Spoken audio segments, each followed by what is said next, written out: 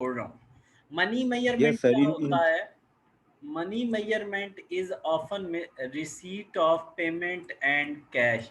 Money measurement ये नहीं होता कि कैश रिसीव हुआ या कैश पे हुआ। हर वो चीज़ जो करेंसी की सूरत में, जिसको करेंसी की वैल्यू असाइन की जा सकती है ना, उसको हम मनी मेजरमेंट कहते हैं।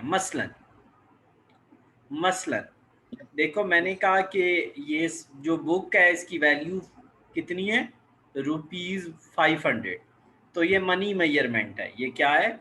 Money measurement. ठीक है। अच्छा, in order to measure a table different parameter में भी यूज फॉर द मेजरमेंट।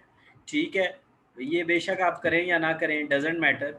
सिर्फ ये है कि मनी मेजरमेंट से क्या मुराद है? हर वो चीज़ जो किस सूरत में मैयर की जा सकती है, करेंसी की सूरत में, उसको मनी मेजरमेंट कहते हैं। बाकी नीचे वाला नहीं पढ़ना।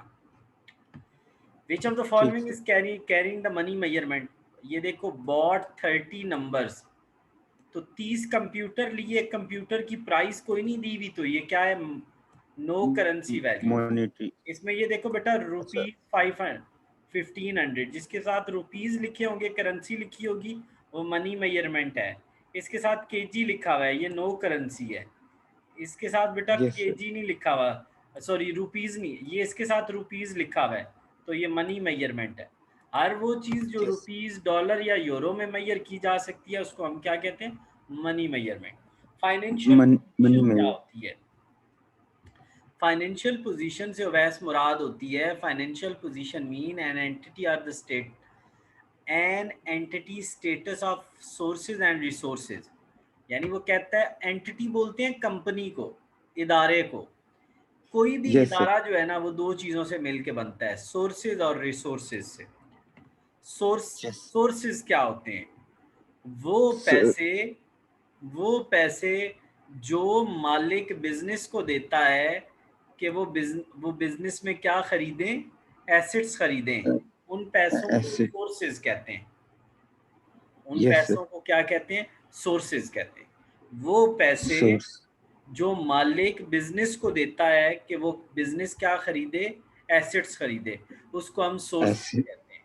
ठीक है। यस अब सर। जो वो यस। एसेट्स खरीदे होते हैं ना, उन सोर्सेज, वो जो एसेट खरीद लिए जाते हैं, उन एसेट्स को रिसोर्सेज कहते हैं। क्यों रिसोर्स कहते हैं? कि ये हमारे लिए क्या जनरेट करेंगे? प्रॉफिट। ये हमारे लिए प्रॉफिट जनरेट करेंगे। दोबारा बता रहा हूँ, यस सर। वो पैसे जो मालिक, ऑनर मतलब होता है मालिक, और जी लाइबिलिटी जी। मतलब होता है उधार देने वाला।